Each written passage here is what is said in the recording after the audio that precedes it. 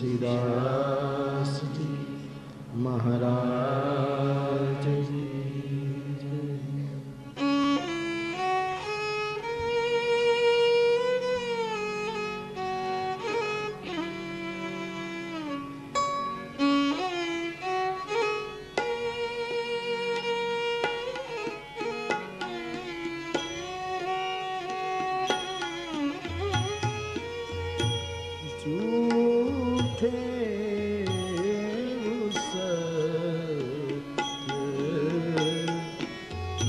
जाही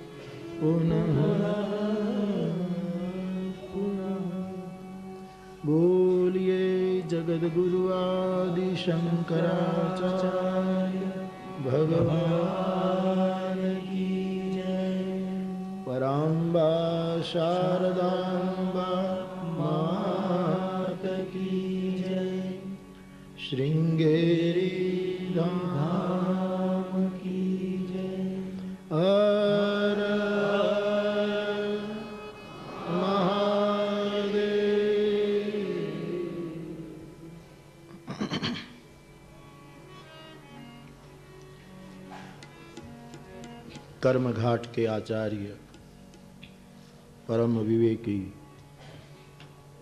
भगवान याज्ञवल्क्य एक कथा प्रपन्न भरद्वाज जी को सुना रहे हैं। उपासना पीठ के आचार्य इच्छामरण कागभूषुंडी जी एक कथा पक्षीराज गरुड़ को सुना रहे हैं। शरणागति के घाट पर अपनी दीनता को लिए हुए असमर्थता ही जिसकी समर्थता है, अश्रु ही जिसका अणुबंब है, ऐसे दीनता के आचार्य पूज्यपाद कली पावनावतार गोस्वामी जी दुनिया को नहीं अपने मन को समझा रहे हैं।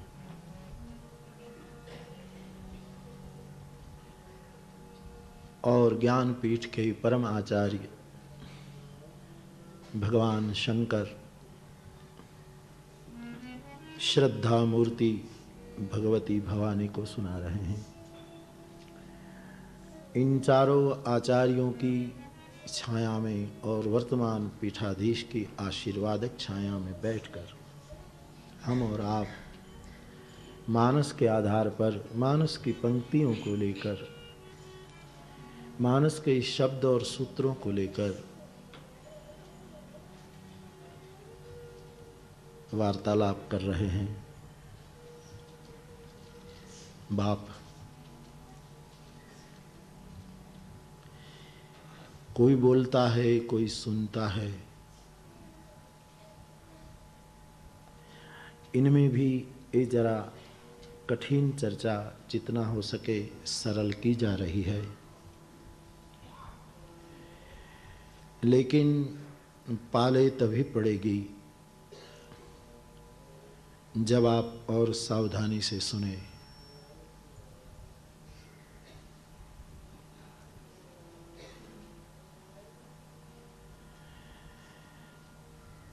एक किसान खेत में बीज बो रहा था।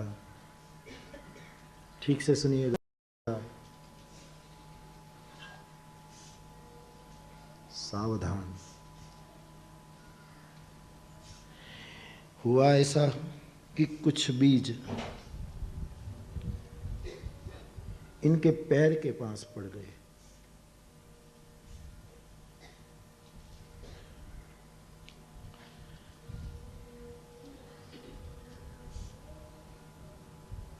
उस व्यक्ति बीजारोपण करके गया, लेकिन बीज उसके पैर के अगल बगल में पड़े,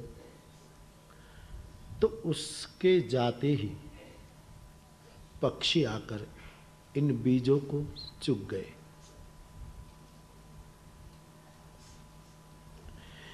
कुछ बीज थोड़े दूर पड़े, लेकिन पत्थर पर पड़े। उस पत्थर पर थोड़ी मिट्टी भी थी। वहां बीज गिरे तो तुरंत अंकुरित भी हुए, क्योंकि मिट्टी थी। लेकिन मूल जड़ें ज्यादा अंदर पत्थर के होने के कारण नहीं पहुंच पाई, इसलिए कुछ समय के बाद मुरझा गए, सूख गए। कुछ बीज इस किसान के, इस कुशल किसान के, जो तन मन हृदय से चाहता था कि बीज ठीक से बो दिए जाएं, लेकिन कुछ बीज संजोगवशात अगल बगल में जाड़ी जाखरे थे, उसमें पड़ गए। परिणाम ये हुआ कि बीज तो जरूर फले फूले, लेकिन जाड़ी जाखरे होने के कारण और अच्छी वर्षा के कारण वो जाखरे और जाड़ी इतनी बढ़ गई कि बीज को और विकसित होने का मौका नहीं दिया।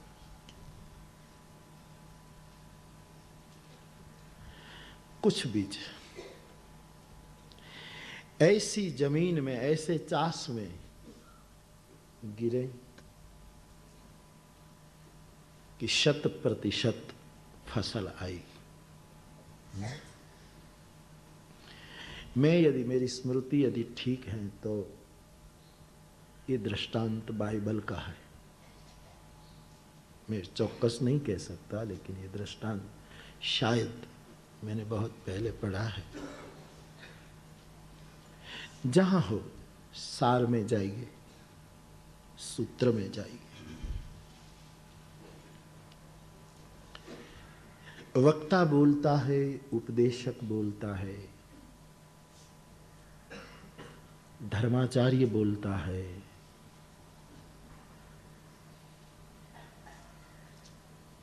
लेकिन जब आचार्य शंकर जैसे कोई सद्गुरु बोलता है,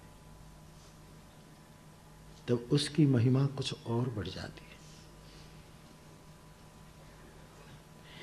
लेकिन होता है क्या कि कुछ बीज पैरों के पास पड़ गए। वो उस सद्गुरु के जाते ही पंखे आकर चुप गए।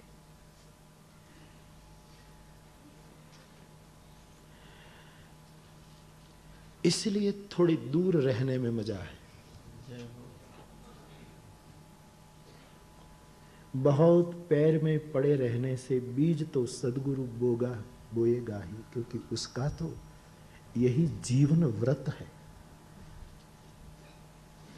व्रत भी कहना ठीक नहीं है, क्योंकि व्रत भी समझदार आदमी होने के बाद ग्रहण करता है कि चलो मौन व्रत, फला व्रत, लेकिन उसको कहना चाहिए ये उसका स्वभाव है।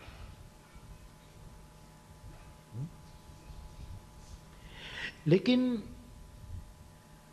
ऐसी जगह पड़ जाने से वो जब तक है तब तक तो पंखी हिम्मत नहीं करेगा, क्योंकि कोई खड़ा है इस बीज को चुगने का। लेकिन उसका जैसे जाना हुआ ही और बुराइयां, राग द्वेष, अनेक प्रकार की हमारी मानसिक कुटिलताएं, वो पक्षी बनकर इन बीज को चुग जाते।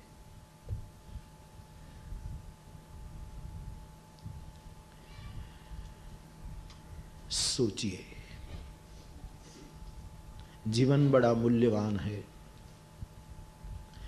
बहुत भाग्य से मिला है, और इतने भाग्य से मिलने के बाद भी ये जिज्ञासा जगना, ये मुमुक्षा जगना और भाग्य की बात है कि चलो श्रृंगेरी जाए और कथा सुने।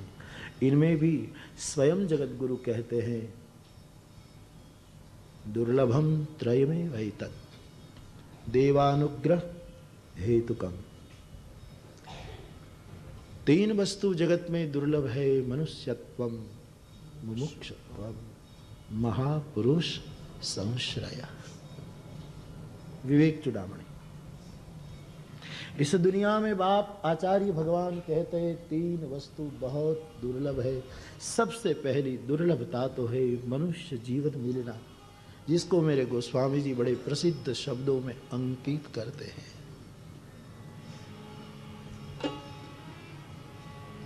बड़े भाग मानुष तनु पावा,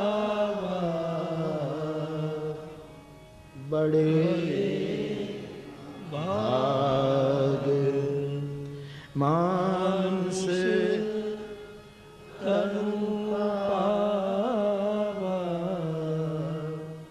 सुर दुर्लभ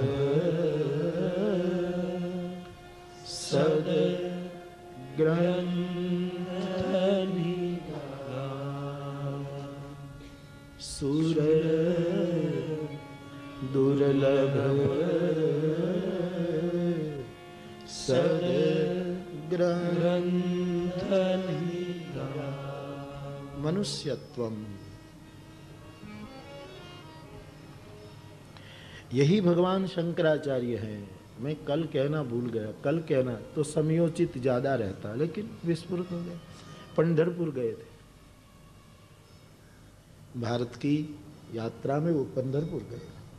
पंढरपुर के विठोबा को ऐसे कमर पर हाथ रखकर देखकर यही जगत गुरु ने कहा था कि ये कितना उत्तम मनुष्य जीवन है कि जिसको विठ्ठल कहता है तुम मेरी शरण में आ जाओ तो भवसिंधु तुम्हारे कटी भाग की तरह ही है। ये किसने कहा था? भगवान भाष्यकार ने कहा था। बहुत भाग्य से मिली ये मानव काया, लेकिन इसमें भी दुर्लभ है मुमुक्षु का जगना। यहां मोक्ष की इच्छा होना, जिज्ञासा होना, भक्ति मार्ग में है तो भक्ति की इच्छा होना, जो कोई चिंता नहीं, जिसको जो इच्छा, अथा तो भक्ति जिज्ञासा, अथा तो ब्रह्म जिज्ञासा। परिणाम में ज्ञान मार्ग से जाएगा वो, इनमें शून्यता आ जाती है, भक्ति मार्ग में जाता है उसमें एकता आ जाती है, फर्क कुछ नहीं पड़ता। बारी बीच इव गावहि वेदा, कोई फर्क नहीं। ज्ञान से शुरू करेगा। हाँ जरूर शंकर दर्शन में ऐसा पाया गया कि भाई भक्ति का अनादर नहीं है शंकर दर्शन में, अनादर। लेकिन वहां एक बात जरूर है कि मुक्ति के मंदिर में प्रवेश करते समय फिर भक्ति शेष नहीं रहती। इसका वो नहीं, भक्ति जरूर है। महाराष्ट्र के एक ज्ञानेश्वर महाराज ने वही सिद्धांत लिया, लेकिन उसने बहुत सुंदर काम कर दिया कि नहीं भक्ति संग संग रह सकती है। ज्ञानेश्वर जी ने ये कह दिया। तो आखिर में तो यही बात है। तो मुमुक्षुपना जगना होना ये दूसरी दुर्लभ वस्तु है।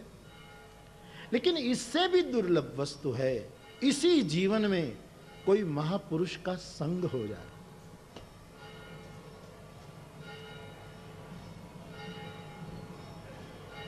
कोई महापुरुष, महामानी बहुत ऊंचा शब्द लगा दिया। आजकल हम महाशब्द का कहीं भी प्रयोग कर लेते हैं क्योंकि शब्द की गंभीरता शायद हम में इतनी नहीं है जितनी शास्त्रकारों में है। हा? महा बहुत महान शब्द है।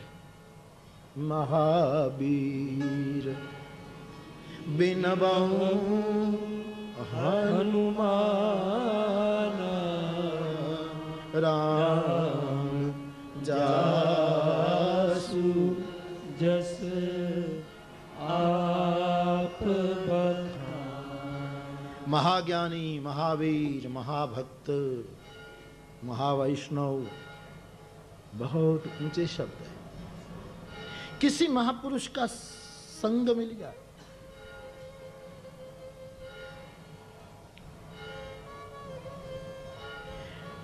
और संग में स्थूलता प्रधान नहीं है, सूक्ष्मता प्रधान है। किसी महापुरुष के संग मानसिक संवाद, चैतसिक संवाद,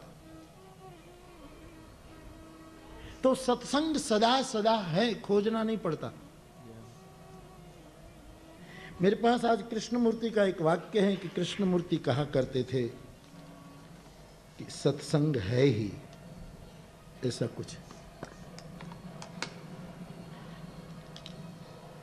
बड़ा अनुभूत वाक्य है।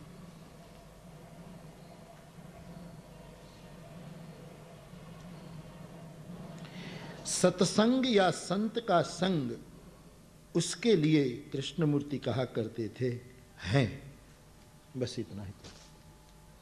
वो सिख है। जैसे ईश्वर का कोई आदि अंत नहीं, वैसे संत का भी कोई आदि अंत नहीं, इसलिए सदा है।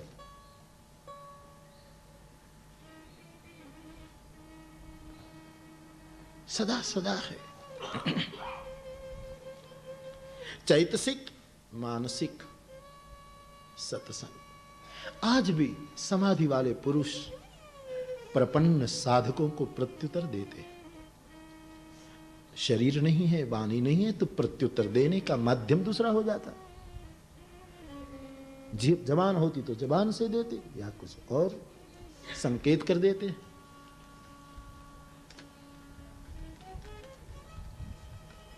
शुद्ध व्यक्ति क्या नहीं कर सकता।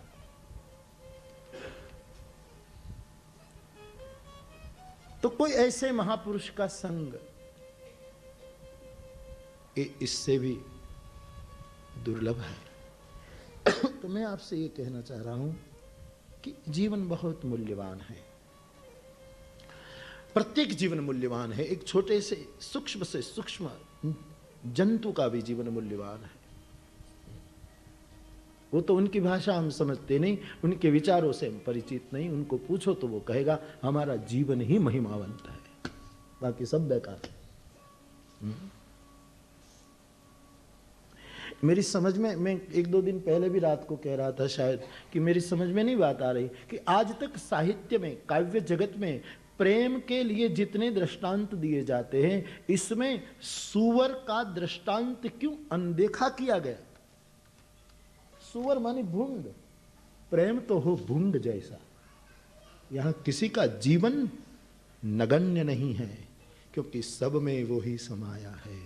भगवान ने क्या ये कहा कि मैं मनुष्य में बैठता हूं? भगवान ने कहा ईश्वरः सर्वभूतानां, सर्वभूतानां। कबीर ने कहा चींटी के पैर के नुपुर की घुंघरी भी मेरा मालिक सुनता। चींटी का पैर कितना, इनका घुंघरू कितना, और उसको बनाने वाला सुनार कितना छोटा होगा, वो भी सुनता है। यहां सबकी प्रतिष्ठा है, सबकी।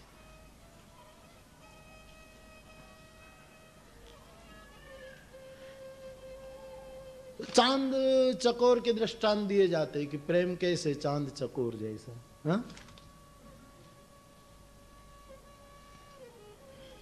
हित राखे चांदो नहीं चकोर, हित राखे पपीहा ने मोर, एवा हित राखो तमे राम थे।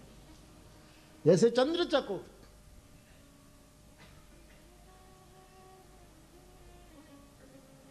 ये सब तो हैं। जल मीन, मरकट शाखा, मधुकर फूल, ये सब प्रेम के दृष्टांत है।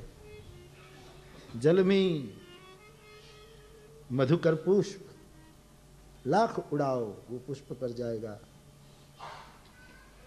शाखा मरकट, ये भी है, उनके ढंग से प्रेम है, भले शाखा तोड़े।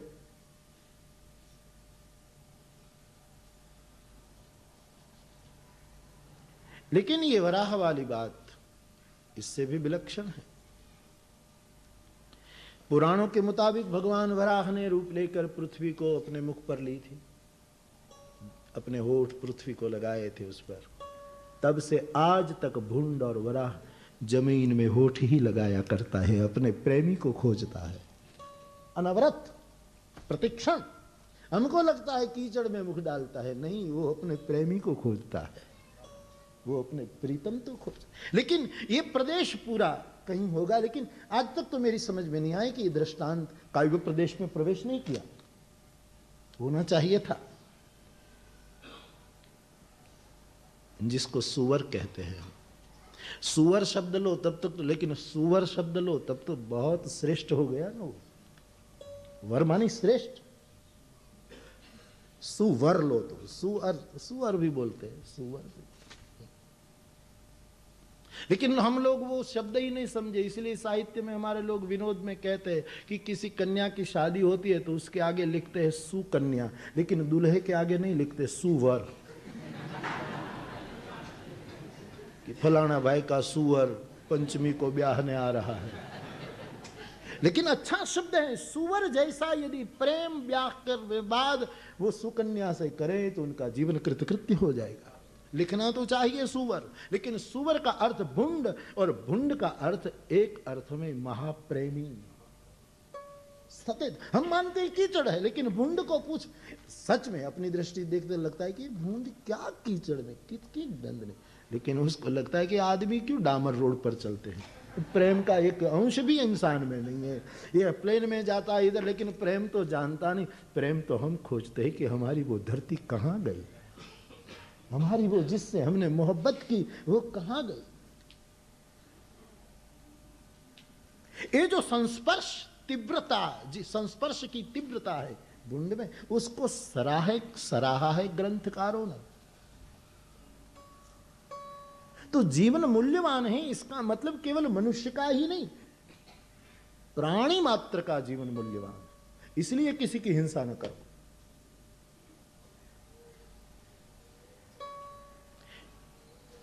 प्राणी मात्र, इसलिए हमारी परंपरा ने अहिंसा परमो धर्म कहा। मन वचन कर्म से किसी का द्रोह न करे। लेकिन मनुष्य इसीलिए महान है कि इसमें मुमुक्षा जागती है, उसमें कभी न कभी अथा तो ब्रह्म जिज्ञासा, अथा तो धर्म जिज्ञासा, अथा भक्ति जिज्ञासा का भाव उठता है।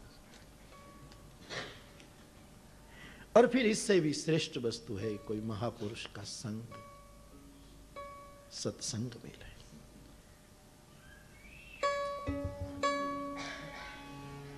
तात मिले पुनि मात मिले, सुत भ्रात मिले, जुबती सुखदाई, राज मिले गजबाज मिले, सब साज मिले, मन वांछित पाई।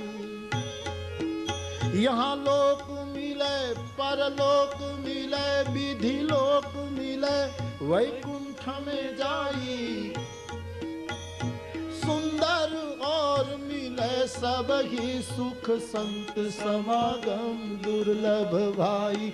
सुंदर और मिले सब ही सुख संत समागम दुर्लभ भाई।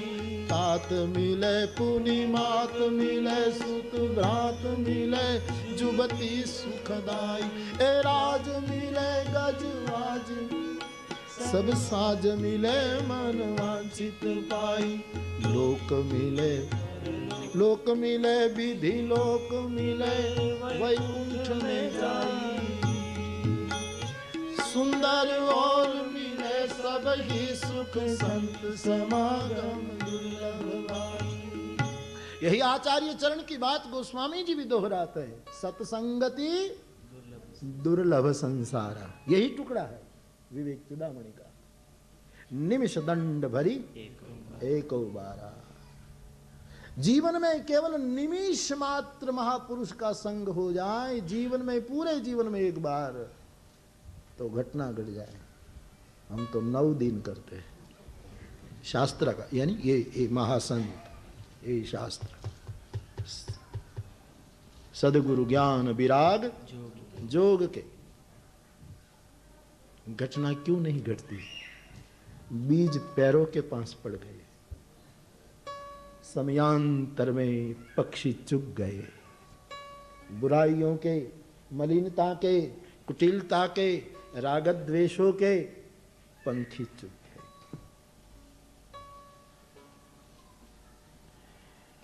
मुझे कल पूछा जा रहा था कि बापू आप कहते अंतर्दीप जले भीतर ज्योति जले, तो मानो वो ज्योति जली कि नहीं, इसका हमको कैसे एहसास हो? एकमात्र एहसास, किसी के प्रति राग द्वेष न जगे, हर हालत में हम प्रसन्न रह सके और पवित्र रह सके, समझो ज्योति जगी है। और कोई प्रमाण नहीं कछु चाहिए दिया घृत बाती, और कोई जरूर अकारण तुम प्रसन्न रह सको, पवित्र रह सको, और जीवन में कभी भी किसी के प्रति राग द्वेष पैदा न हो।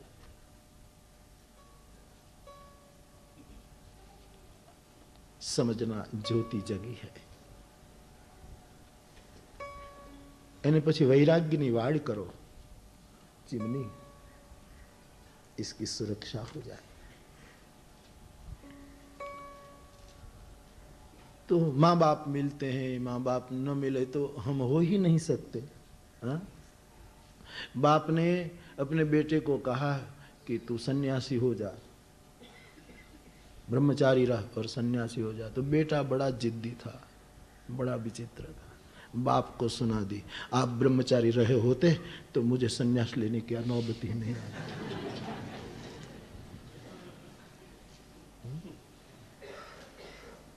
क्योंकि जन्म तो माँ बाप के बिना हो ही नहीं सकता। जन्म है तो सब कहां पितु माता मानस। तो तात मिले, पुनिमात मिले, सुत भ्रात मिले, पुत्र परिवार मिले, सब सुंदर मिले। सुंदर के श्लेष, सुंदर एक तो महात्मा का नाम है, दूसरा यहां श्लेष हो जाता है। सब सुंदर मिले, माँ भी अच्छी, बाप भी अच्छा अनुकूल, भाई भी अच्छा, पत्नी भी अनुकूल, मात मिले पुनि तात मिले, तात मिले पुनि मात मिले, सुत भ्रात मिले, जुबती सुखदाई, राज मिले, गजवाज मिले, सब साज मिले, मनवांछित सब मिले, लेकिन अपने मन के अनुकूल। दुनिया में सब कुछ मिल जाए लेकिन मन के अनुकूल न हो तो बोझ बन जाए, जेल हो जाए। मन के अनुकूल मिले, सब साज मिले, मन के अनुकूल ही तो जीवन है। मैंने शायद पहले कही, हमारे तलगाय जरड़ा में जब 108 राम पारायण हुई, बहुत साल हो गई, पहली बार यानी तलगाय जरड़ा, उसके बाद तुरंत कथा शिवाजी पार्क मुंबई में थी। उसके बाद तुरंत तो मैंने तलगाय जरड़ा के कुछ ये जो भरवाड़ जो गाय भैंस चराते इस चरवाहे लोग, उसको कहा 2-3 बहुत सेवा। मैंने कहा आपने मुंबई देखा है? बोले नहीं बाबू। तो हमने कहा चलो कथा भी है, तुम वहीं रह जाओगे। तो 4 भरवाड़ी आवा, मोटा मोटा फेंटा आया। जहां मेरा निवास था ऊपर में रहता था, और नीचे उसके लिए मैंने कमरा करवा दिया कि आप यहाँ रहियो। तो वो नीचे एक दिन रहे, पूरी रात सोए ना। ये बनी घटना बिल्कुल। दूसरे दिन सुबह ढीले होकर कहे, बापू हाँ एक प्रार्थना करें। हमने कहा क्या, कुछ कमी है, कोई तकलीफ है, किसी ने आपकी मानी नहीं, कुछ अपमान हुआ, किसी ने मजाक की कि ये कौन आ गए। बोले नहीं नहीं बापू, आपसे भी ज़्यादा हमको लोग संभाल रहे हैं, लेकिन एक व्यवस्था करो, सोने के लिए हमको मैदान में भेजो। ये बनी घटना, क्योंकि आप लाख सुविधा दो लेकिन हमारे स्वभाव के अनुकूल नहीं। यहाँ एसी चलता है, हम तो मर जाएंगे इसमें, आठ आठोड़ू। हम भोजन करेंगे, कथा सुनेंगे, लेकिन सोने शिवाजी पार्क के मैदान में, वहां भी मंडाल के नीचे नहीं, हमको जहां कोना मिल जाए। मुझे उसको भेजना पड़ा वहां। सब साज मिले लेकिन मन वांछित पाई, जो मन को अनुकूल। जिसको लड्डू पसंद नहीं उसको तुम वर्णशंकरी लड्डू खिलाओ, वर्णशंकरी लड्डू। आजकल लोग वर्णशंकरी लड्डू करते, लाडू में बदाम पिस्ता नाखवानी जरूर नहीं। लड्डू में बदाम पिस्ता क्यों भाई? ये मौलिकता नहीं है लड्डू की।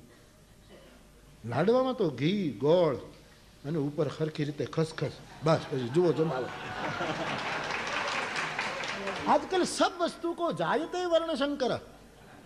लड्डू में बादाम पिस्ता मैं तो नहीं लेता, मैंने कहा ये नहीं नहीं ये मौलिक, ज्यादातर मैं नहीं लेता। इसमें लोगों ने सब वस्तु वर्णशंकरी, रसोई की हर चीज वर्णशंकरी बना दी। तूરની દાળમાં શીંગના દાણા શું કામ? એ હજી સુધી મને કોયડો જ ઉકેલો નથી।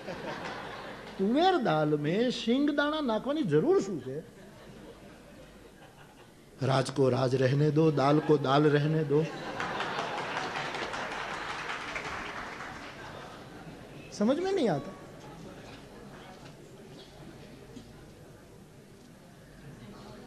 जे छे बस भजिया तुम बनाओ तो मरचाना ज होय, बैंगन ना भजिया नहीं। રીંગણા શેકો ની ભઠ્ઠામાં ઓળા કરો ને ખાઓ।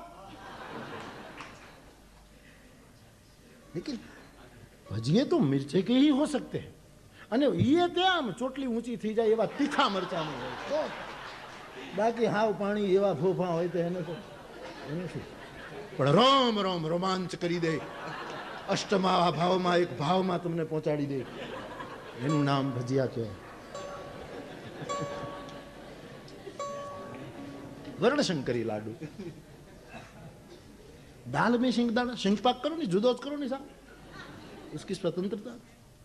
लेकिन आजकल हर रसोई में ऐसा है, इसकी आलोचना नहीं, हम भी खा लेते, लेकिन उसकी मौलिकता तो मौलिक रहनी चाहिए। घણા માણસોને તો ખબર જ પડતી નથી। એક જણો શેરડી ને પૂરી ખાતો હતો,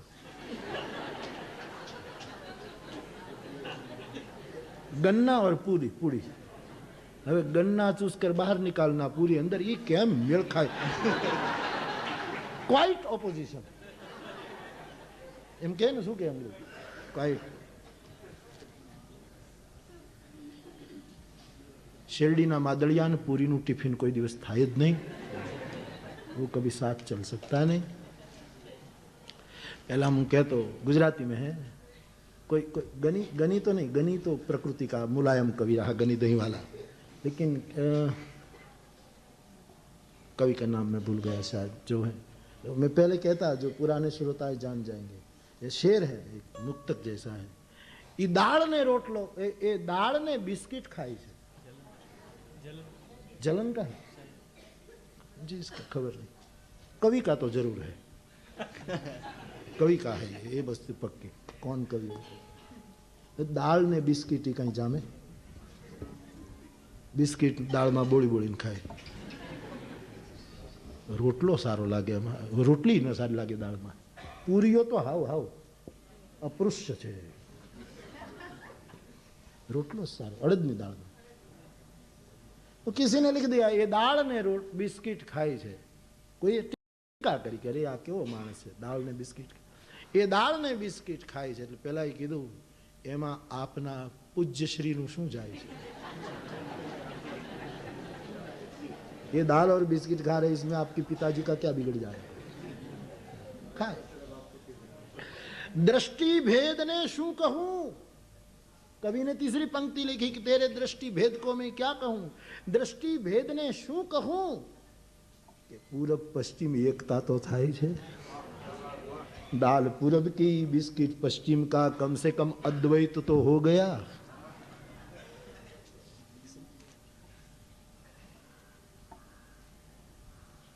वर्ण शंकरी लाडू, इसका मतलब ये नहीं बनाना बंद मत करना, जैसा बना। ये मूल लाडू तो यही है ना भाई, सीधी सी बात, मूल लाडू यही है।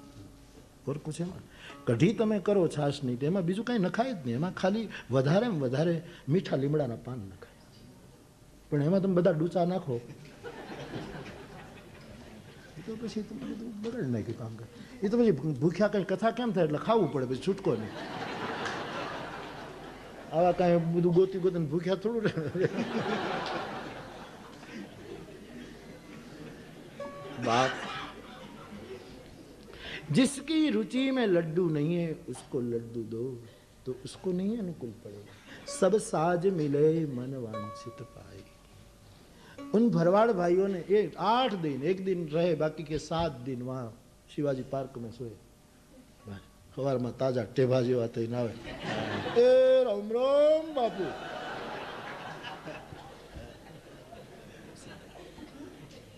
तात मिले, हाथ मिले फूली, हाथ मिले झुमका, ए राज मिले गजवाज मिले सब साज मिले मन वांछित पाए। जो मिले हमारे मन के अनुकूल मिले तो ही सुख है। लाख वस्तु मिले लेकिन मन के अनुकूल नहीं तो क्या।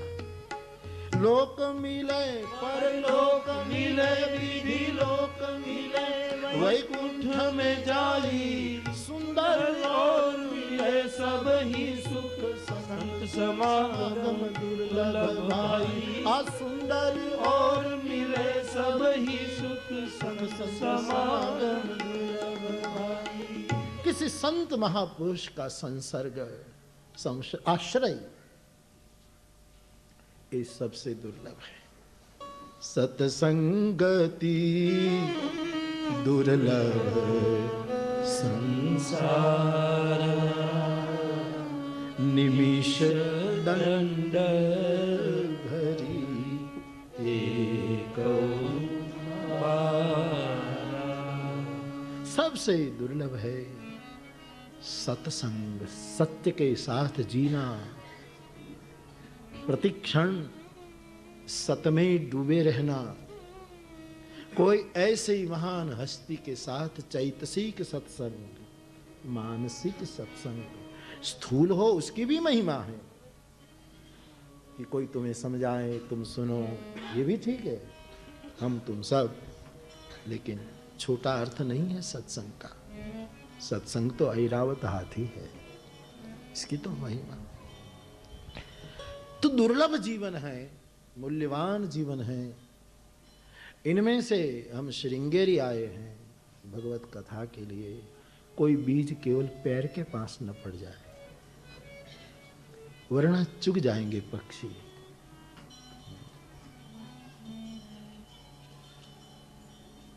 तो एक स्थिति तो ये है बात।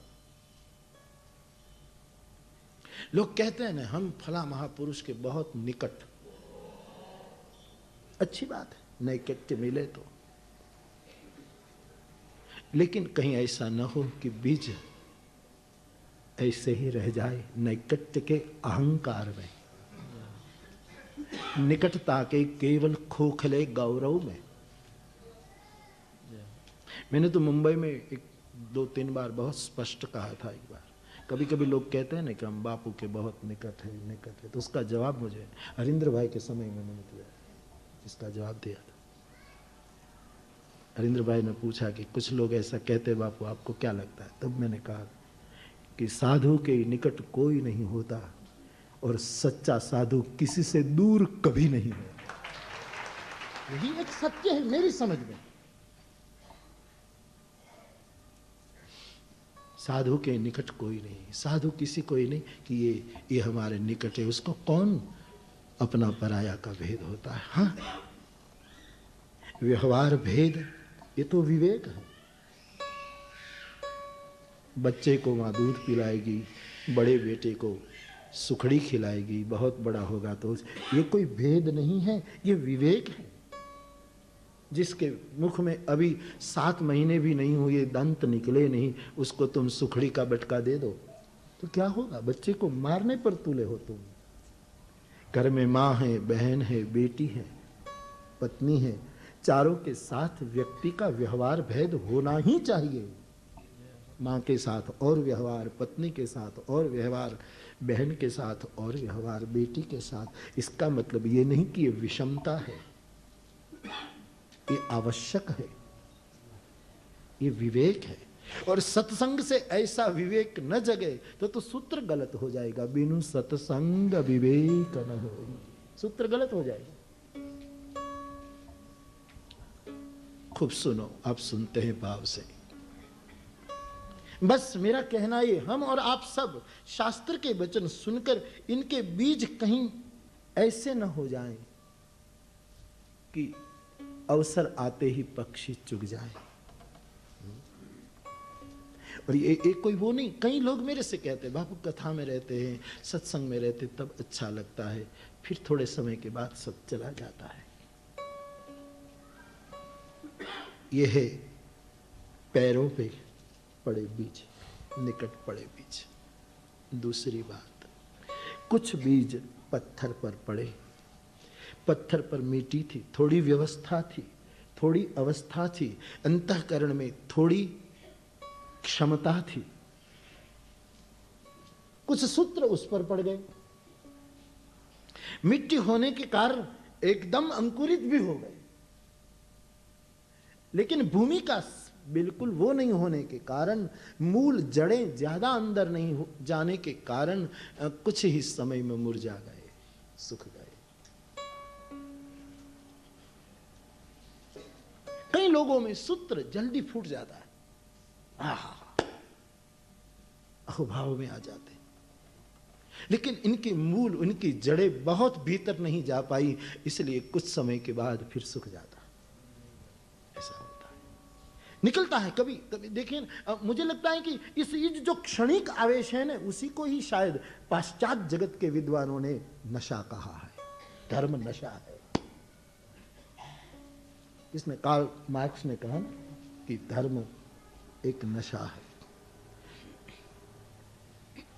उसको इतना जरूर, ये बात कुछ मात्रा में ठीक भी लगती है, एक उत्साह, एक नशा, एक आवेश आ जाता है, लेकिन जड़ें इतनी गहरी नहीं है, इसलिए फिर सूख जाता है। नशा का तो स्वभाव है जल्दी नाश करे। वो बीज, वो पौधा कब तक टिकेगा? समाप्त हो जाएगा। मैं पूर्णतः इस बात से राजी तो नहीं हूं, मेरे अंगत स्वभाव, अंगत, लेकिन कुछ मात्रा में सही है कि ये नशा जैसा हो जाता है कुछ मात्रा। अध्यात्म नशा नहीं है, अमृत है। ये तो परम अमृत है अध्यात्म। भारतीय अध्यात्म, भारतीय वेदांत, भारतीय सभी दर्शन, अमुक दर्शन की कुछ बातों को एक और रखकर महाअमृत है, परम अमृत है। उपनिषदों ने इसी अमृत की ओर ईश्वर हमें ले चल, यही मांग की थी।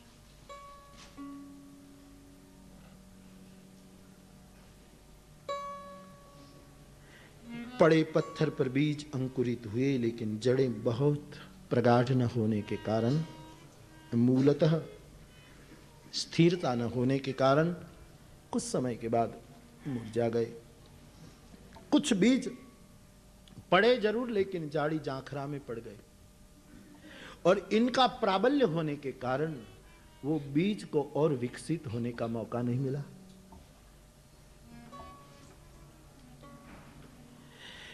कभी कभी क्या है कि बीज तो पड़ा है, अच्छा है, लेकिन अवसर ऐसा लंका निशिचर निकर निवासा, यहाँ कहाँ सज्जन। राम जी को पूछना पड़ा, सखा धर्म निभाए कही भांति, ये तेरा बीज जाड़ी जाखरा में पड़ा है। इतने राक्षस और आसुरी वृत्ति के बीच में तू है, धन्य है तूने कैसे निभाया। और बात भी तो ठीक है, था जरूर, लेकिन ये सोया सोया पौधा, ये तो हनुमंत जैसा सदगुरु आया कि जाड़ी जाखरे निकल गए। और राम सत्य संकल्प प्रभु सभा काल वश तोरी, विभीषण के पौधे ने गति कर दी, झाड़ी जाखरे सब हटा दिए गए। तब वह घटना घटी, वरना हमारा संग हमको वो कर देते हैं, अगल बगल की परिस्थिति प्रभावित कर देती है और आंतर ज्योति को आगे बढ़ने नहीं देती, भीतरी विकास को रोक, क्योंकि अगल बगल की वस्तु प्रभावित करती है। हमारा मन, हमारा चित्त इतना वो हो गया है कि बाहर की वस्तु जल्दी हमको प्रभावित कर देती है। थिएटर के पास गुजरते हैं तो प्रभावित हो जाते हैं कि वो पिक्चर लगा है, देखे न देखे तो कम से कम पोस्टर तो पढ़े, अरे पोस्टर भी देखे तो उसमें देखे कौन हीरो है, तुरंत प्रभावित होते। बाहर वस्तु जल्दी, कथा के पास से निकलोगे तो कथा प्रभावित कर देती है। अच्छा धर्मस्थान है, एक सत्संग चला, वो हर चीज प्रभावित कर दे। कौन ऊपर गया जिसको कोई चीज प्रभावित न कर सके, किसी भी, हर चीज में जो अछूता रहे, अचल रहे, बहुत कठिन है। व्याख्या सीधी सी हम सबके लिए बहुत मुश्किल है। हर चीज प्रभावित कर देती है। तुम लाख नीति से पैसे कमाते हो, सत्य से, लेकिन दूसरा अनीति से कमा करके तुम 50 साल से कमाते हो, दूसरा 1 साल में तुमसे अनेक गुना ज्यादा कमा लेता है, तो तुम पर प्रभाव हो जाता है कि ये सत्य का वो पकड़ कर बैठे मर जाएंगे। ये लोग तो देखो प्रभाव जल्दी पड़ जाता है। इन अगल बगल का जो प्रभाव है, इसलिए संग पर बहुत ख्याल रखना पड़ता है। संग बहुत बिगाड़ता है, बहुत बिगाड़ता। बुद्ध, विद्वान, पंडित, समझदार, बोध जिसको हो गया, वो अधम का संग नहीं करते। मंथरा जैसी, कैकई माँ जैसी औरत, महामहिला, क्षत्रियाणी ऐसी कि सम्राट दशरथ जी को युद्ध में भी मदद कर सकती है। और युद्ध में जब महाराज दशरथ जी का मन निर्णय नहीं कर पाया, तब ये वीरांगना ने उसको मदद की। ऐसी माँ, और ये तो छोड़ो सांसारिक बातें हैं, वीरता वीरता सब, लेकिन सबसे बड़ी महिमा तो कैकई की वो थी कि एक संत ने जिसको जन्म दिया, भरत जैसे संत को, जिसके वियोग में रघुनाथ जी रोते हैं, जग जपु राम राम। मैं आपको कहता रहता हूं ना कि कभी कभी चित्रकूट की कुटिया में भगवान जाग जाते हैं, दर्भ पथारी हैं, बैठे हैं, सिर लटकाए। लखन जी का तो क्रम है परिक्रमा करते रहना, जागृति उनका व्रत है, जागरण। और कुटिया को परिक्रमा करके द्वार पर प्रणाम करते हैं। इस तरह उसकी परिक्रमा चलती रहती है भरी रात। आधी रात हुई है, आधी रात निखंड की लोग नगर के सोए, आधी रात निखंड की लोग नगर के सोए, जिसको चिंता यार की वो कहां से सोए। और प्रभु को दर्भशैया पर बैठे देखकर लखन जी दुखी होते हैं कि ठाकुर को क्या हुआ, तबीयत ठीक होगी, क्या हुआ। हिम्मत नहीं कर सकते, अंदर जाने की मर्यादा का भी प्रश्न है। इतने में जानकी जी जाग जाती है और लखन को उदास पाकर पूछती है, भैया क्या बात है। बोले मां, प्रभु सोए क्यों नहीं। जागने के लिए तो मैं हूं मां, तुम सो, तुम सो। नेत्र डबडबा जाते थे। और उसी समय वैदेही राघव को पूछती थी, आर्य पुत्र आप सोए नहीं? आप नहीं सोते तो लखन भैया कितना चिंता करता है, सोइए ना। तब प्रभु जवाब नहीं दे पाते, बार बार पूछा गया बात क्या है। उसी समय लखन का हाथ पकड़ प्रभु कहते थे, लखन और कोई कारण नहीं भैया, तुम्हारे होते मुझे क्या तकलीफ है, लेकिन एक ही कारण है, मोहे कई कई नंद की याद सताए, मुझे भरत की याद सोने नहीं देती। ऐसा परम प्रेमी संत इस भारत वर्ष की महिमा भरत, ऐसे पुत्र को जन्म देने वाली मां कैकेयी,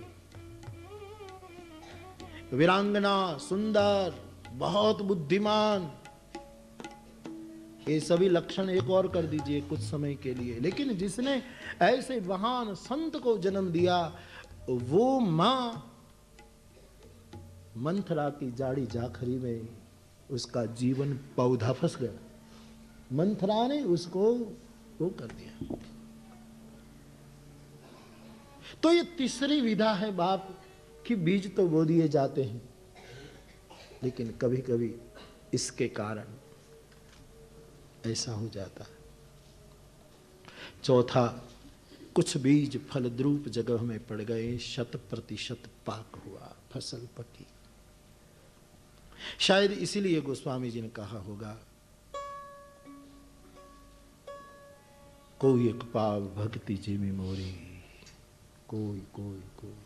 बाप मेरे कहने का मतलब इतना ही है कि सत्संग में जब हम जाएं, हम और आप सब इसी बात का ध्यान रखें कि हम में कुछ बने, कहीं ऐसा ना हो जाए कि बीज को पक्षी चुग जाए, कहीं ऐसा ना हो कि उत्साह में पनप तो जाए लेकिन ज़्यादा टिके ना, कहीं ऐसा ना हो जाए कि अगल बगल का एक घना वातावरण उसको फिर अवसर न दे आगे बढ़ने का।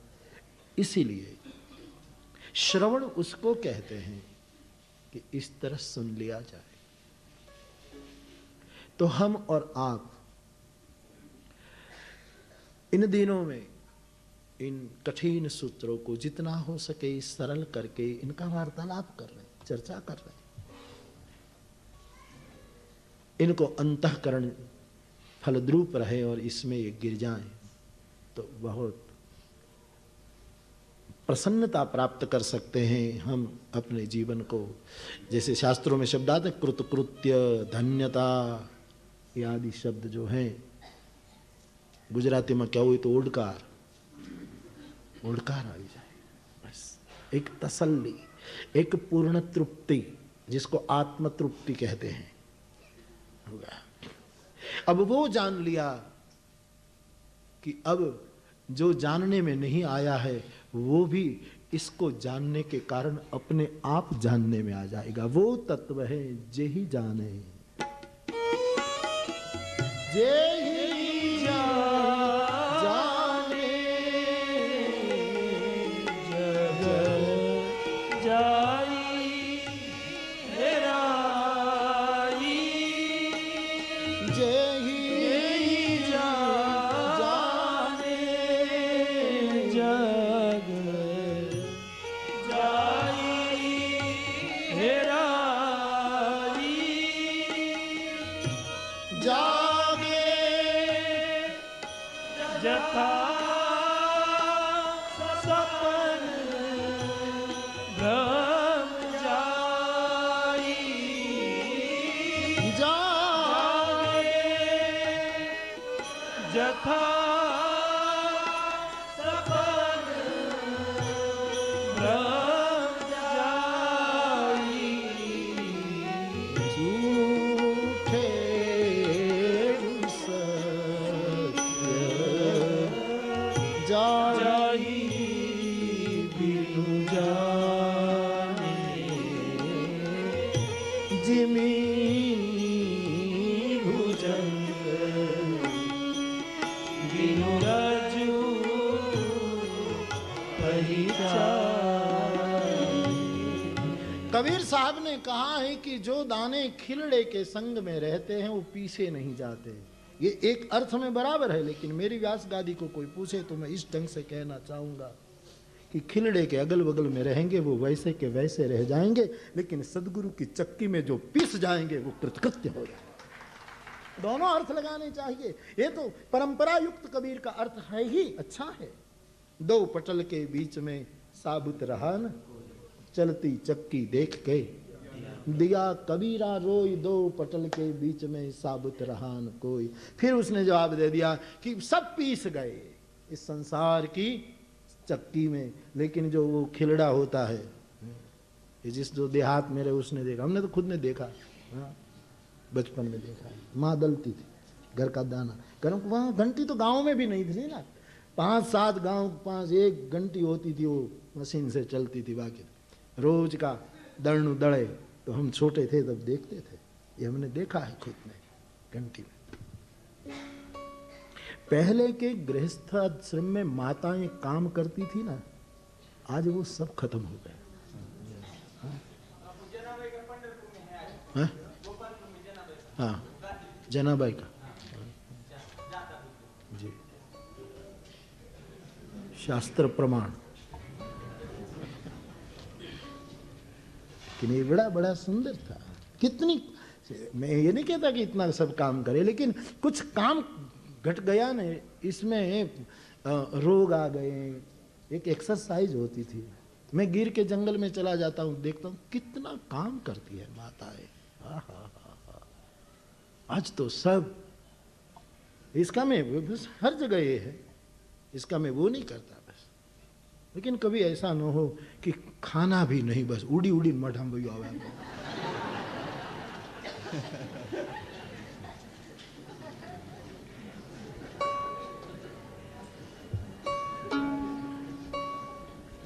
दळना दळवा, रसोई करवी, कपड़ा धोवा, वासण માંજવા, આંગણું સાફ કરવું, છોકરાઓને નવડાવવા, સ્કૂલે મોકલવા, ગાય માટે ઘાસ કાપવા જવું, બળતણ કાપવા જવા, વળી પાછી સાંજની રસોઈ કરવી, મહેમાનોને સાચવવા, વાસણ સાફ કરવા, ઘર સાફ કરવું, પછી બધાની પથારીઓ કરવી, બધાને સુવડાવવા, અને છોકરા બધા સૂઈ જાય ત્યારે સૂવે, અને પાછું બધા કરતાં વહેલું જાગે।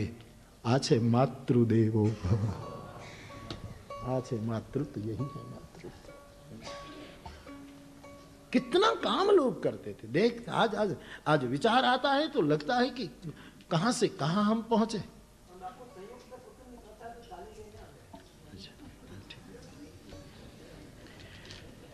तो हाँ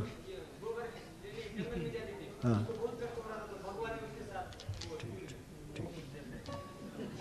मारे तो શું છે, કોઈને હાથ અડાડ્યો થતો નથી,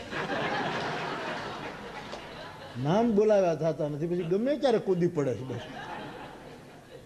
બરાબર, अच्छी बात है, जनाबाई की बात अच्छी बात। આમાં એવું છે, કોઈ આપણે છે ને, કોઈ બહુ ડ્રાઇવિંગ કરવામાં મેં જોયું કે આપણે ઘણી વખત કોઈની ગાડીમાં બેસીએ ને તો એ ડ્રાઇવિંગ કરનારો કાં તો બહુ સ્પીડમાં હાંકે, એવો એક્સાઇટ થઈ જાય ખબર નહીં, 3 હનુમાન ચાલીસા કરતો હોય, 3 હનુમાન ચાલીસા એટલે 120 કિલોમીટરની સ્પીડે। અને ઘણા હોય તો એ એવું થઈ જાય કે બસ જાણે કંઈક આપણને એમ લાગે રમકડાની મોટર હંકાય નહીં। સમ રહો બાપ, ન જ્યાદા ન कम। यही तो गीता तो संगीत के सम पर लाती है ना, गुम गुम कर गायक जैसे सम पर आ जाता है, इसी सम की महिमा है। इसलिए बहुत अच्छा है, आप लोग प्रमाण देते जा रहे हैं। अच्छी बात है, ठीक है, ठीक। लेकिन थोड़ा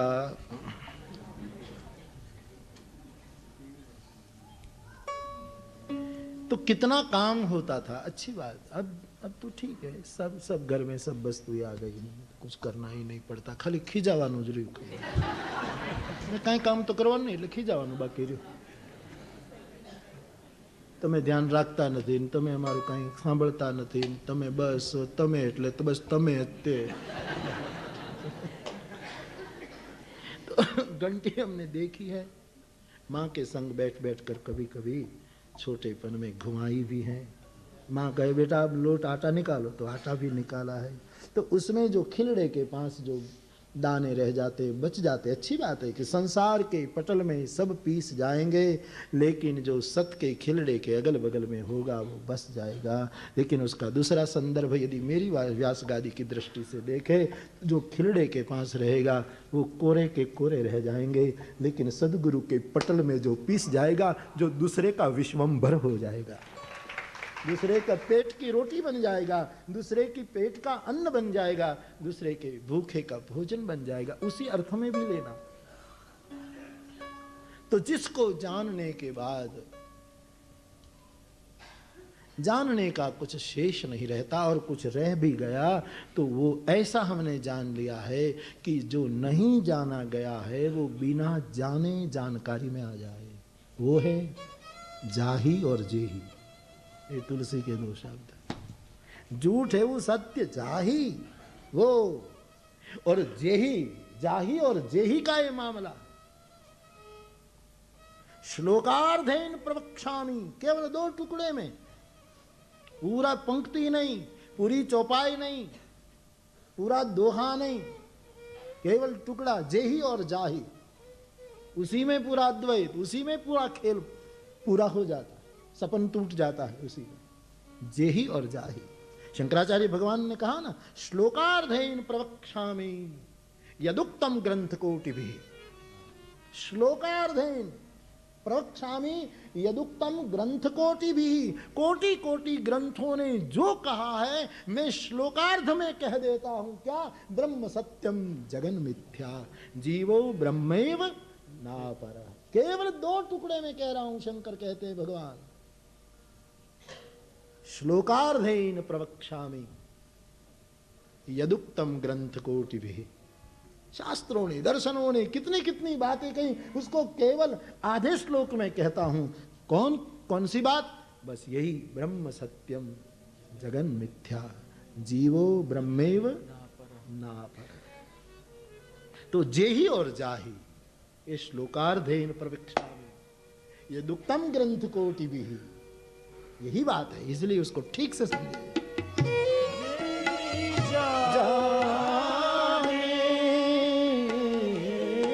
जग जाई हेराई जेही जाने जग जाई हेराई जागे जथा सपन भ्रम जाई जागे जथा सपन भ्रम जाई तूनी प्रभु कहूँ सो तत्व बखानी जेही विज्ञान मगन मुनि ज्ञानी आदि प्रभु दीन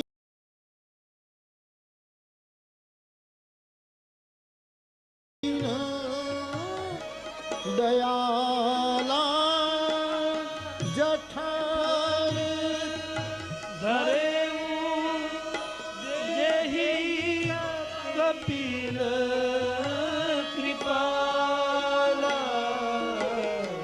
जठर धरे जेहि कपिल कृपाला सांख्य शास्त्र जिन्ह प्रगट बखाना तत्व विचार निपुण भगवान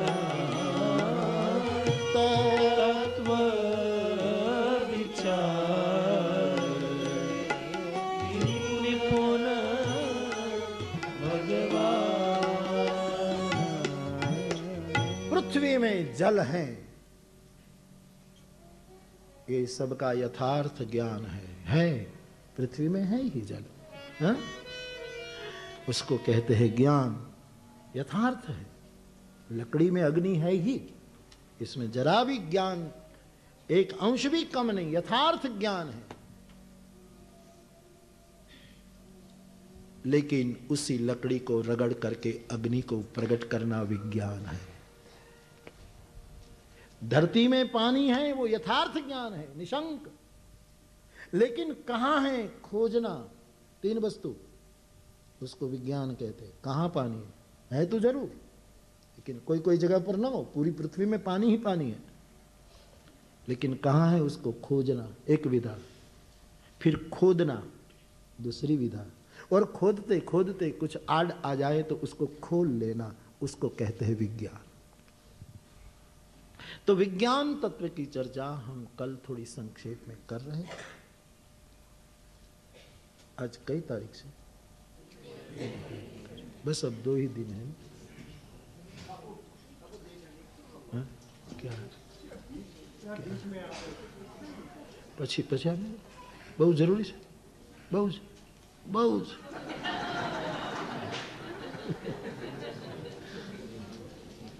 ले लो भाई, ले लो।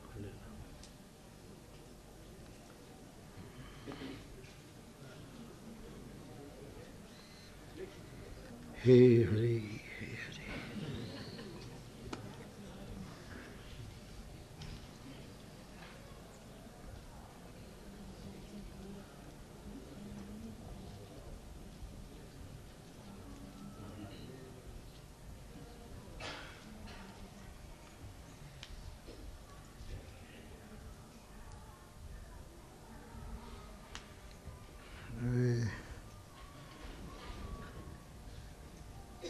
अच्छी बात है भैया, એમાં એણે પોતાનું વાત લખી છે, તમને એમ થશે કે શું લખ્યું હશે, વાંચી દો એક ભાગ વાંચો, એક ભાગ રહેવા દો। હા, આધા રખીએ। એણે લખ્યું છે ગીતાનો અને રામાયણનો અભ્યાસ મેં ચાલુ કર્યો છે। હવે આ ચિઠ્ઠી વચ્ચે આપવાની જરૂર હતી? हाँ, पर ये आधार नहीं, मैं नहीं बोलूंगा आधार, पीछे वाला नहीं।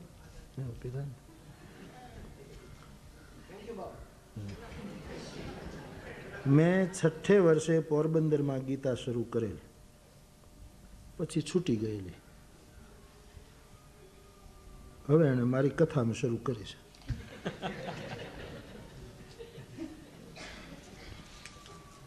बाप,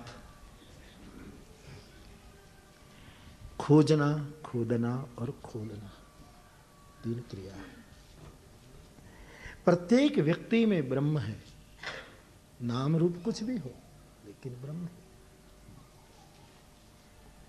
सोने के गहने, हाँ सुवर्ण है, उसमें गहना नहीं है, लेकिन सोने के गहने में सोना तो है ही, सीधी सी बात है।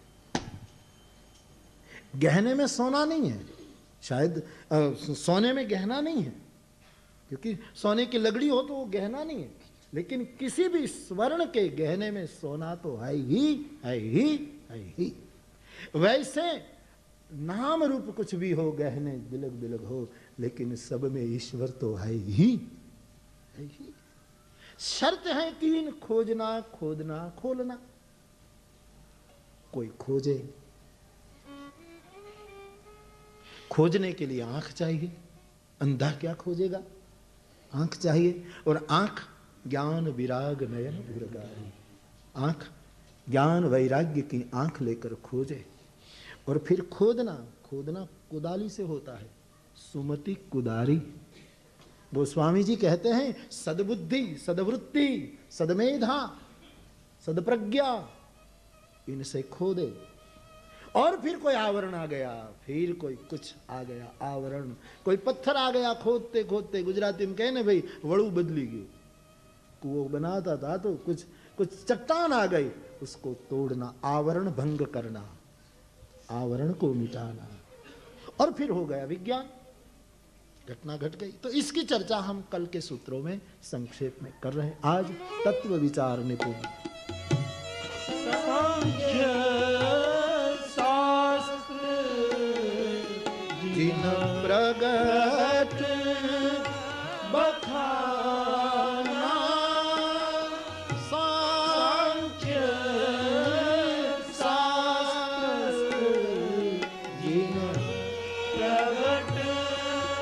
चेले का नाम बोले भुसुंडी दत्त शर्मा।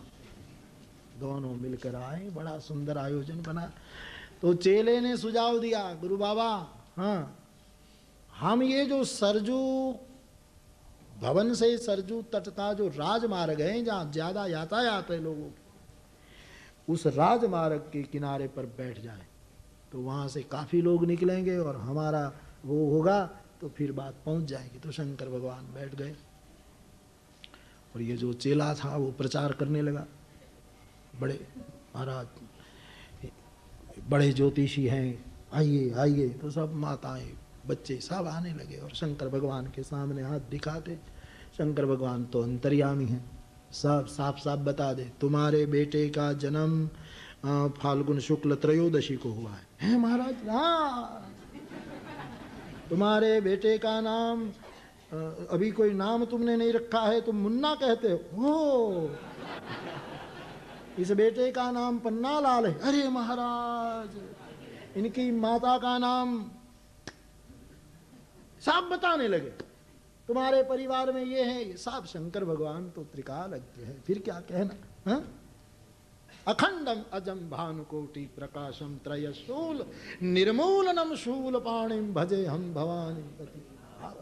कलातीत कल्याण कल्पांतकारी सदा सज्जनानंद दाता पुरारी चिदानंद संदोह मोहापहारी प्रसीद प्रसीद प्रभो मन्मथ नयावत मानाथ पादार विंदम भजन्ति लोके परे नतावत सुखम शांति संतापना प्रसीद प्रभो सर्वभूताधिवासी। तो सब लोग धन्य धन्य हो गए। बहुतिन परिचय पायो। गोस्वामी जी के सबको पर्चा लगा कि ये बाबा तो कैसे। तो बात फैलती फैलती अयोध्या के राजभवन में पहुंची। वैसे अयोध्या के राजभवन में कौन जाने दे, यहां बात पहुंची। एक कथा तो ऐसी भी है कि शंकर भगवान जा रहे थे भवन में तो लोगों ने धक्का देकर निकाल दिए। महाराज कहाँ से आते हो? बोले हिमालय से। कभी किसी के भवन में गए हो? बोले नहीं। तो बस यहाँ नहीं जाया जा सकता, ये राजभवन है। लोगों ने धक्का दे दे करके सरजू के तट पर भेज दिया और सरजू के तट पर बाबा उदास बैठ गए। काकभूषुंडी भी चुपचाप मुंह लटकाए कि अब करे क्या, इतने दूर से आए और अंदर कोई जाने नहीं देते। तब शंकर भगवान ने नेत्र बंद करके रघुनाथ जी की स्तुति की कि महाराज इतने दूर से आए और अंदर कोई जाने नहीं दे, हमारे पुरुषार्थ से घटना नहीं घट रही है, अब तेरे प्रसाद से घटना घटे तो घटे। तो भगवान माँ कौशल्या की गोद में समझ गए कि भोले बाबा आए हैं, लेकिन मैं भी क्या करूं, अभी बच्चा हूं, मेरा बल तो केवल रोने में है। तो भगवान रोने लगे। इतना राम रोए। माँ दशरथ जी वशिष्ठ जी सब आए और समझाए औषधि आदि, लेकिन रोना बंद ही न हो। सच्चा रोना हो वो तो चुप हो सकता है, लेकिन जिसका रोने का नाटक हो उसको ब्रह्मा भी चुप नहीं कर सकता। तो भगवान बहुत रोए।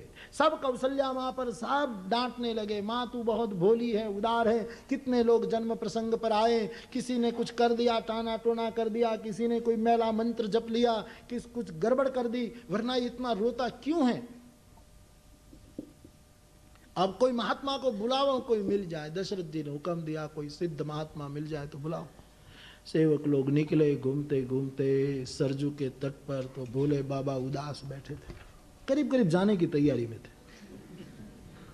तब ये दूत आए।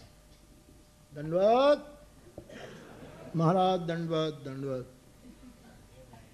दक्षिण ने ये निभाया, बाकी यूपी में तो खाली मोटे तीस बोलवा दंडवत। यहाँ दक्षिण ने निभाया है, यहाँ दंडवत दंडवत के रूप में ही होता है।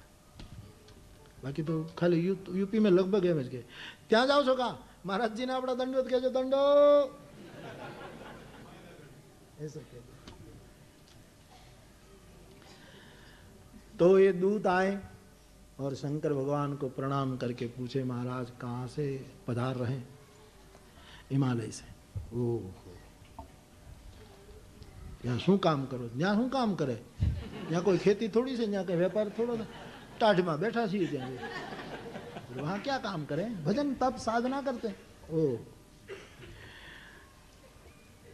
तब भुसुंडी जी ने कहा, हे भाई जरा विवेक से बोलो, ये बहुत समर्थ हैं, हमारे गुरु हैं। हाँ।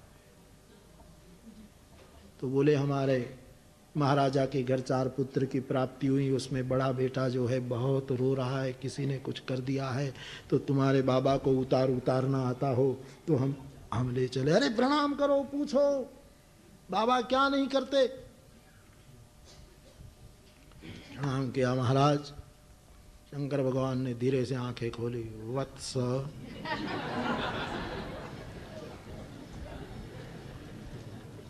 महाराज आपको किसी बालक को कुछ हो जाए तो उतारना आता है? तो शंकर भगवान ने कहा हमारा धंधा ही उतारना है। हम स्मशान में बैठे बैठे वही काम करते हैं, दुनिया भर के उतार को उतार लेते हैं। महोक्ष परसुरजिन भस्म फणिन कपालं चेति तव वरद तंत्रोपकरणं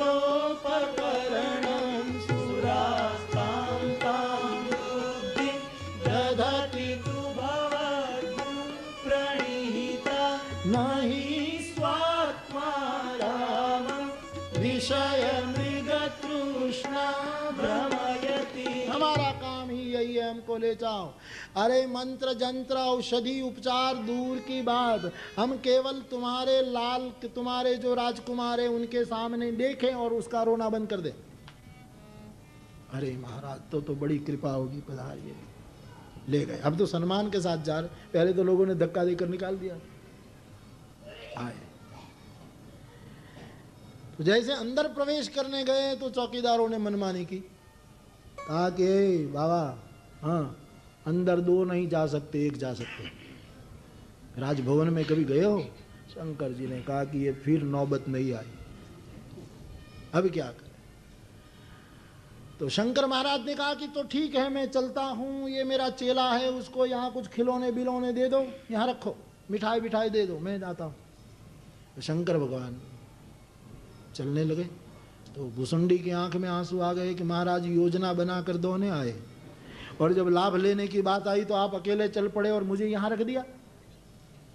मेरे लिए कुछ उपाय करिए आप। शंकर भगवान ने कहा कि भाई अर्ध तजहि बुध सर्वस्व जाता, सब लूट जाए तो आधा बचे तो बचा लेना चाहिए। मैं तुझसे सब बात कह दूंगा कि भगवान कैसे। बोले नहीं कुछ करो। तब शंकर भगवान ने कहा कि भाई ज्योतिषी तो हम हैं, देखते तो हम हैं, लेकिन बूढ़े हो गए हैं ना तो आंखें जरा कमजोर है, तो हस्तरेखा ठीक से देख नहीं पाते। तो ये देखता तो है मेरा चेला और फलादेश मैं बताता हूँ, इसलिए आप उसको भी ले ले। तब दोनों का प्रवेश हुआ।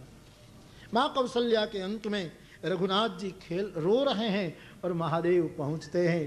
प्रभु ने राम जी को देखा और राम जी ने शिव को देखा, तो हुआ ऐसा, राम का रोना बंद हो गया और महादेव का रोना शुरू हो गया।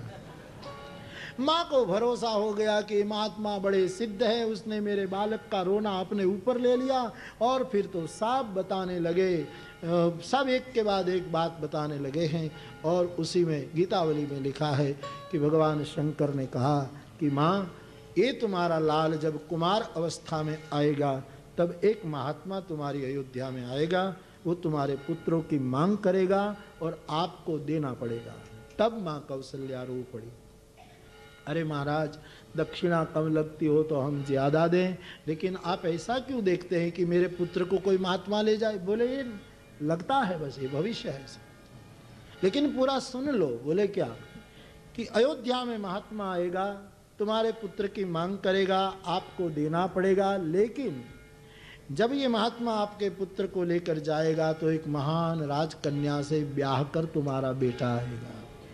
जब बेटे के ब्याह की बात आई तो माँ बहुत खुश हो गई कि तो ठीक है माँ, अब आगे देखिए। कोई भी माँ अपने बेटे के ब्याह की बात आती है तो बहुत खुश होती है, लेकिन बाद में सब चिल्लाती है, लेकिन पहले सब खुश होती है।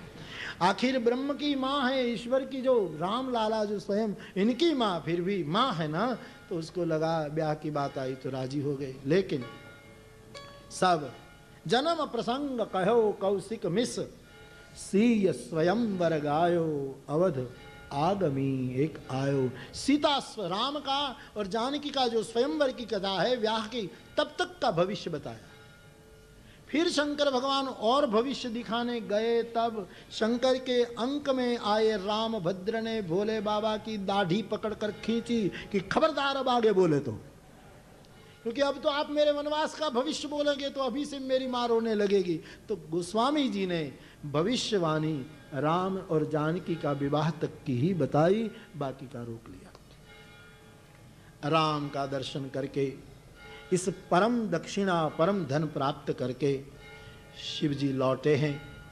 कागभूषुंडी जी 5 साल तक अयोध्या में शिव जी की आज्ञा पाकर राम दर्शन के लिए वहाँ रहे हैं और शिव जी कैलाश लौटे। लेकिन चोरी करके गए थे तो जरा डर के आए, क्योंकि भवानी पूछेगी। तो जैसे आए और भवानी तो गुस्से में थी कि मुझे कहे बिना गए, कहाँ गए, कितना समय हुआ। तो भवानी ने एकदम आते ही पूछा, कहाँ गए थे? बोले बस ऐसे ही। बोले ऐसे नहीं, कहाँ गए थे बताइए। तब कहा कि मैं अयोध्या गया था। क्यों? राम दर्शन के लिए। अकेले गए थे? बोले नहीं, कागभूषुंडी जी को ले गया था। और भवानी ने कहा कि मुझसे कौवा अच्छा, कौवे को ले गए और मुझे ना ले गए आप। और भवानी बहुत गुस्से में, बहुत समझाया। इतने में भवानी ने कहा कि आप अकेले जा सकते हैं तो मैं भी अकेली जा सकती हूँ राम दर्शन के लिए। और उसी समय भवानी ने, ऐसे महात्माओं ने, संतों ने ये सब प्रसंग सुनाए। खिलौने बनाने वाली का वेश, खिलौने बेचने वाले की माँ का भव भव विभव परा भवकारिणी विश्व विमोहिनी स्वस विहारिणी नहीं तब आदि मध्य अवसाना अमित प्रभाव वेद नहीं जाना। ये जो जगदम्बा है, ये जो पराम्बा भवानी, वो खिलौना बेचने वाली बन करके राम दर्शन के लिए श्री अवधाम आती है। वो फिर जाती है तो शंकर भगवान ने कहा तुम हो आई? बोला अब मैं फिर जाता हूँ।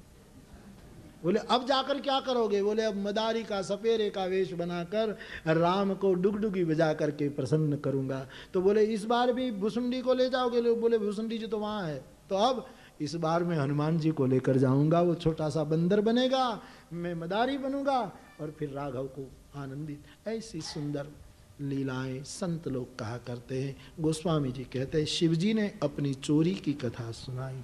फिर तो नामकरण संस्कार हुआ है, समय हुआ, गुरुदेव पधारे और चारों लालन के नामकरण संस्कार की विधि हुई। गोस्वामी जी लिखते हैं सिंधु सुख राशि जो आनंद, सिंधु सुख राशि सीकर त्रैलोक सुपासी सीकर त्रैलोक सुपासी सो सुख धाम राम असनामा, सो सुख धाम राम असनामा अखिल दायक विश्राम, अखिल लोक दायक विश्राम। जो आनंद का सिंधु है, सुख का धाम है, जिसका नाम लेने से जगत को विश्राम, विराम और आराम की पक्की अनुभूति होगी, इस बालक का नाम मैं राम रखने जा रहा हूं। समाज ने जय जयकार कर लिया। बोलिए रामचंद्र भगवान की। विश्व भरण पोषण कर जोरी, विश्व भरण पोषण कर जोरी, ताकर भरत अस होई, ताकर भरत अस होई। इस बालक का नाम राम, और राम के बिल्कुल मिलती शक्ल, वर्ण, स्वभाव सब कुछ मिलता। कैकेयी नंदन का नामकरण करते हुए बाबा वशिष्ठ जी ने कहा कि विश्व का भरण पोषण करेगा। तुम्हारे इस बालक से विश्व तृप्त होगा, पुष्ट होगा, संतुष्ट होगा, ये सबको भर देगा, इसीलिए मैं उसको भरत कहूंगा। तृप्त करेगा और भर देगा। बहुत से अर्थ संत लोग निकालते हैं, लेकिन मानस के आधार पर यदि देखे तो आदमी को कौन भर सकता है? ये जगत तृप्त कैसे हो सकता है? दो ही वस्तु से, त्याग और प्रेम से। व्यक्ति प्रेम उसको मिलेगा तब तृप्त होगा, और त्याग से तृप्त होगा। आप कहेंगे कि त्याग से के, त्याग का तो मतलब स्थूल अर्थ में लो, त्याग का तो अर्थ हो गया कि जो थे उसमें कम किया, छोड़ा, दिया। तो तृप्त कहां, भरा कहां, पूरा कहां, किस अर्थ में? लेकिन त्यागी हाथ, खाली हाथ ही हरि के दरबार से भरकर लौटते हैं। पहले त्याग हुआ तभी तो भरा जाता है। पात्र खाली है तभी तो परिपूरित होता है। इसलिए त्याग से पूर्ति, और भरत प्रेम मूर्ति है, त्याग मूर्ति है। इसलिए भरतलाल जी के नाम का चमत्कार है, जो भरत भाव में जिएगा उसके जीवन में तुष्टि पुष्टि आएगी। इसलिए इस बालक का नाम भरत, और समाज ने जय जयकार किया। बोलिए भरतलाल जी महाराज की जय। जाके सुमिरन तेरी पुनासा, जाके सुमिरन तेरी पुनासा, नाम शत्रुघ्न वेद प्रकाशा, नाम शत्रुघ्न वेद प्रकाशा। इस बालक का नाम मैं शत्रुघ्न रख रहा हूं, क्योंकि जिसके सिमरन सुमिरन से शत्रुता का नाश होगा, दुश्मनी का नाश होगा, वैर का नाश होगा, आदमी निर्वैर होगा। इस बालक के भीतरी शत्रुता को ये नष्ट करेगा।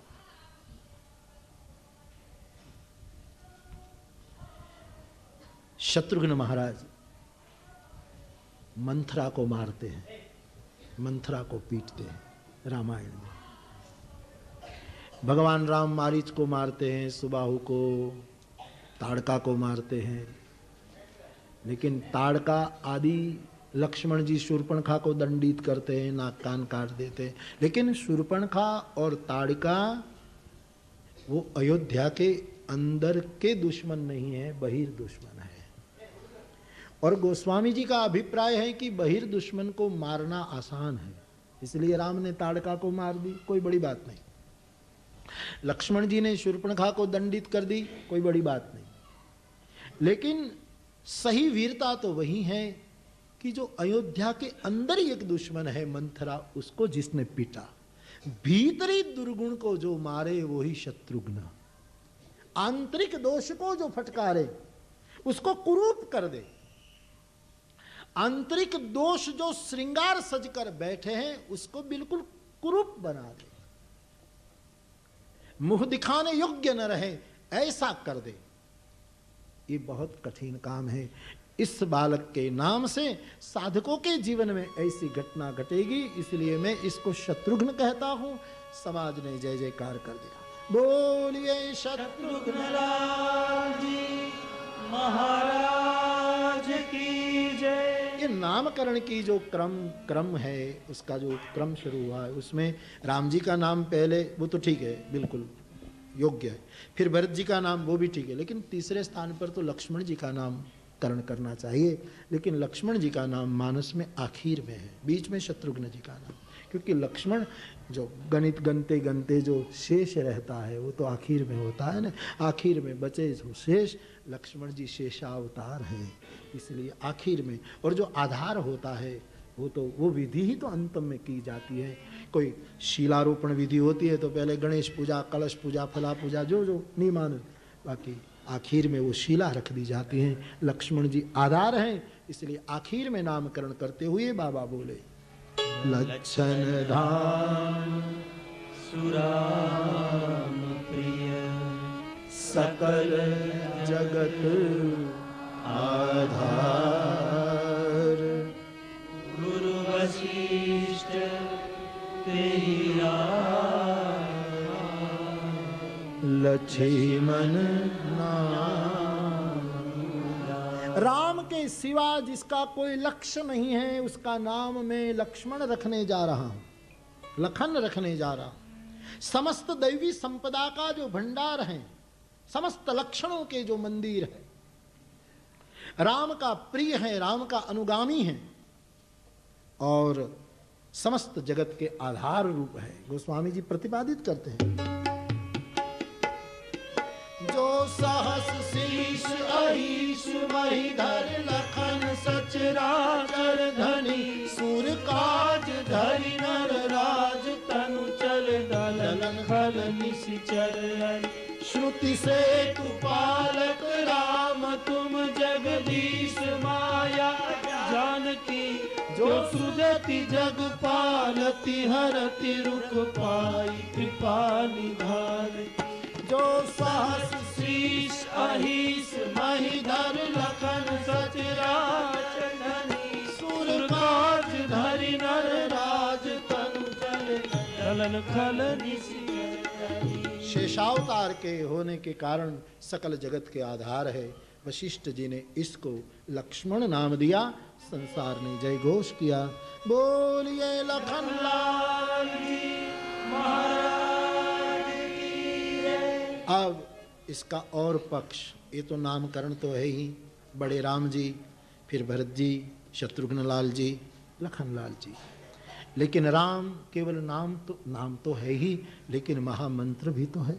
महामंत्र जपत महेशो काशी मुकुति हेतु उपदेश, महामंत्र भी है।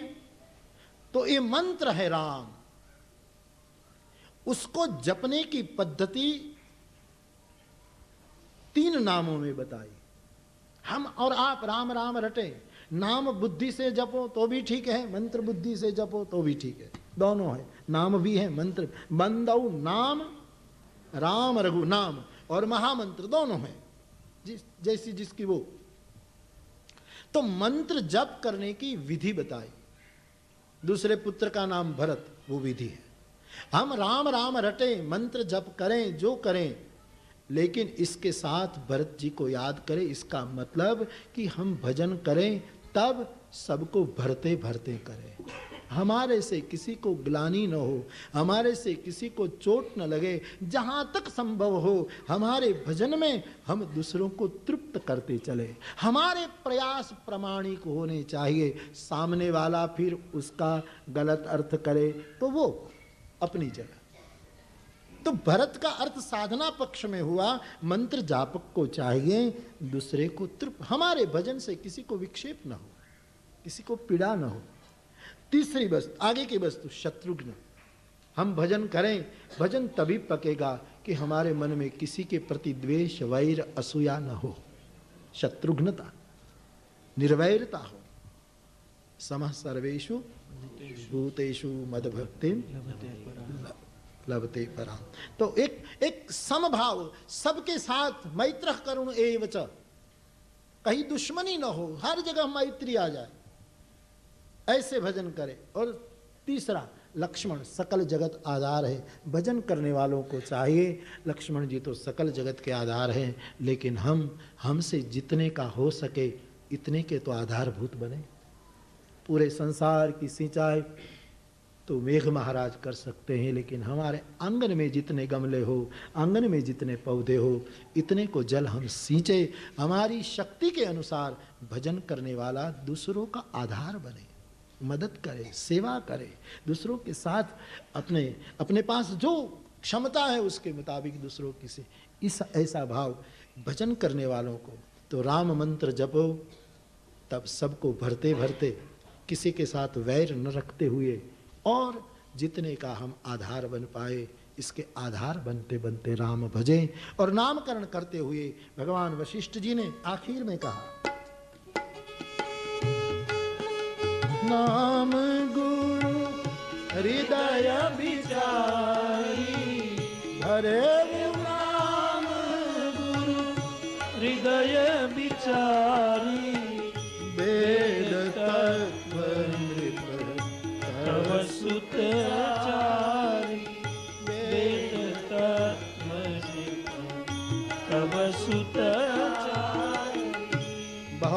हृदय से विचार करके भगवान वशिष्ठ जी ने निर्णय दिया, राजन ये तुम्हारे 4 पुत्र पुत्र नहीं है, वेद तत्व है।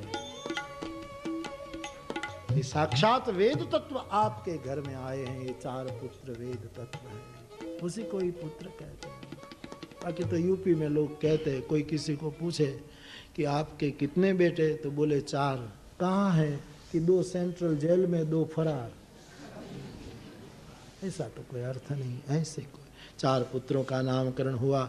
फिर भगवान की सुंदर लीलाएं आगे बढ़ती हैं। समय आने पर चूड़ाकरण आदि संस्कार हुआ है, फिर यज्ञोपवीत संस्कार, और फिर भगवान गुरुदेव के यहाँ विद्या पढ़ने के लिए गए हैं। जिनके श्वास में 4 वेद, उसको क्या पढ़ना, लेकिन जगत को गुरुकुल और तपोवनी पद्धति का शिक्षण देने के लिए खुद स्वयं वशिष्ठ जी के द्वार जाकर पढ़ रहे हैं। अल्पकाल में सब विद्या पा करके भगवान अपने भवन में लौटे हैं। लेकिन गुरुकुल में जो पढ़े थे ना, वो केवल गोखे नहीं, केवल पढ़े ही नहीं, आचरण में उतार रहे हैं। गुरुकुल में पढ़े थे मातृदेवो भव, तो घर आकर गोस्वामी जी ने लिख दिया प्रभु का आचरण।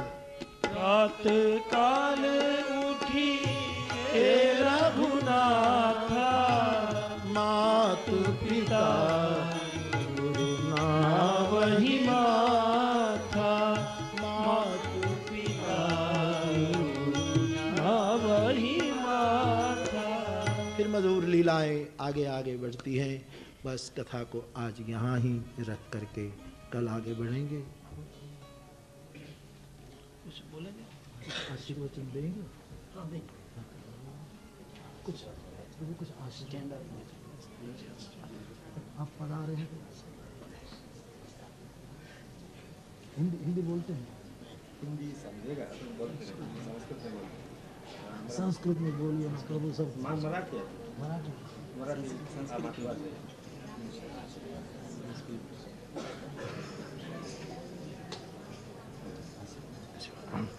सबको आशीर्वाद है। आपको दर्शन करना था, इसलिए अरे बड़ी बड़ी कृपा है, अनुग्रह है।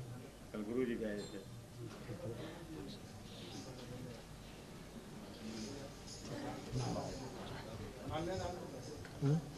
हाँ जरूर।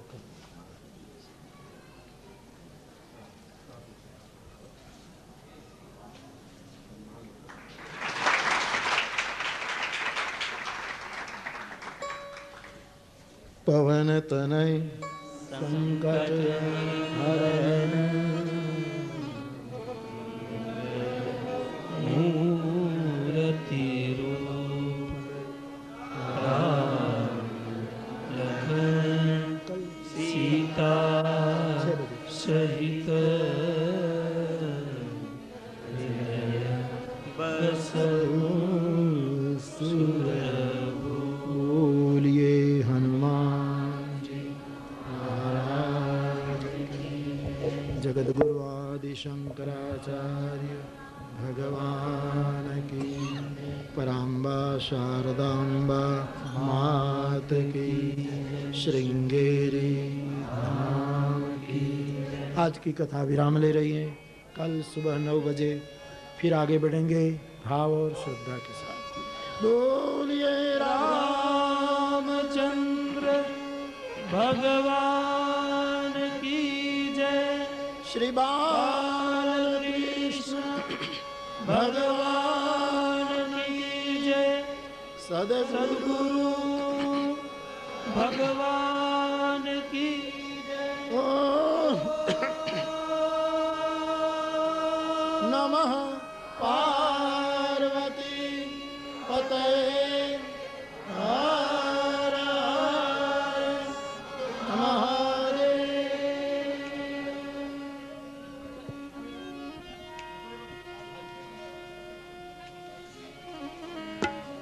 आरती श्री रामाजय जी की।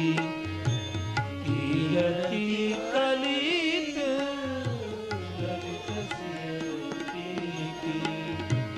आरती श्री रामायण जी की। गावत ब्रह्मादि करुणी नारद विज्ञान विशारद सुख सनकादि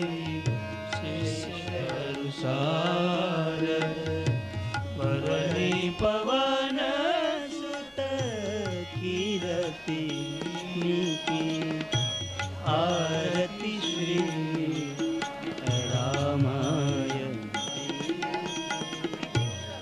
गावत वेद पुराण अष्टदश छो शास्त्र सब ग्रंथन को रस मुनि जन धन संतन को सरबस सार अंश सम्मत सब की आरती श्री रामायण की गावत संतत शंभु भवानी हरुघट संभव मुनि विज्ञानी व्यास आदि कवि बरज बखानी भाग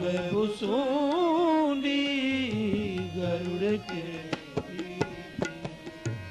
आरती श्री रामायण जी की कलिमल हरणी विषय रस्ती की सुभग सिंगार मुक्ति जुबती की दलन रोग भव मूलियनी की तात मात सब विधि गुण की आरती श्री रामायण की